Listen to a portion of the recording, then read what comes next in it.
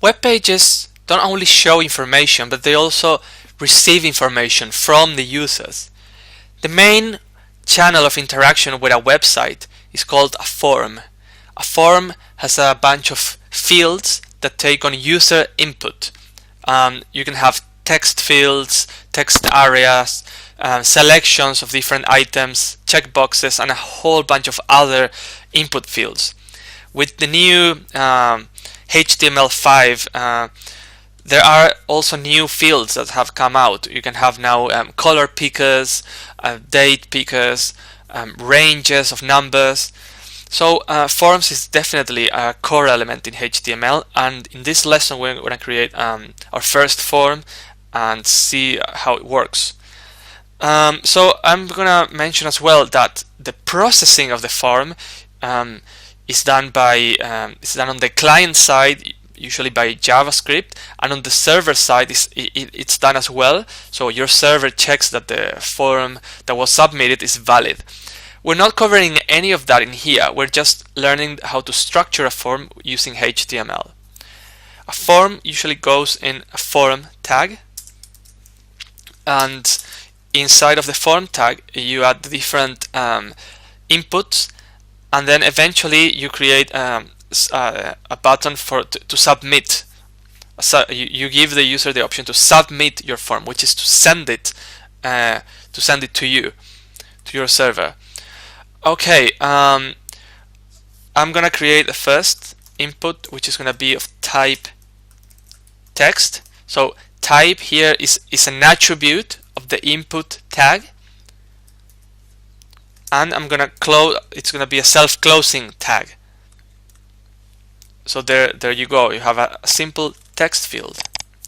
Now you've seen that text fields can have a default value as well sometimes, and you can enter that default value by using the attribute value,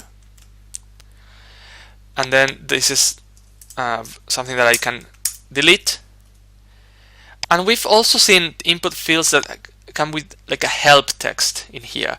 For example, if it's an email, it says like email inside of the input, and then when you click and you type, you don't have to erase what was previously there. You just type your own email. So that's called the placeholder. And I'm sure you've seen this on the web. Now I also want to create a button. So that's a button tag, and the type of button is going to be submit. And buttons are not self-closing tags. You need to enter the text of the button inside.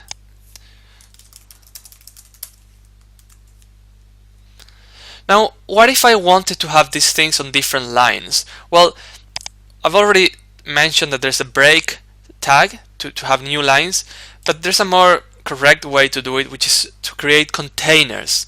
And then you have different containers, and they act as blocks. So they'll occupy, and each one will occupy a new line, and then you can have all of your elements. Because think of this case, I want to have a few of these inputs, and I might want to have them each one on a different line. Well, I'm gonna introduce the div tag, which has to do with containers. So everything I put inside the div goes on a separate line, and then later on with CSS we will be able to change the way that these divs work. But for now, they're just gonna act as new lines. And think of them as containers. That's the way to see them, like a block of content or of functionality inside your page.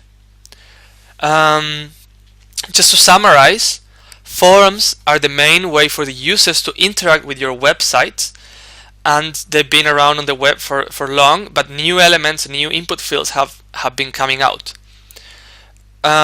We saw that a form needs to be inside a forum tag. It usually has inputs or different, not just input tags. We'll look at some others, but it has stuff for the user to enter information basically, and it has a way to submit the form. Also, we took a quick look into divs, which are containers, and we're going to start using them from now on. And they are something like boxes that can group your code in a certain block.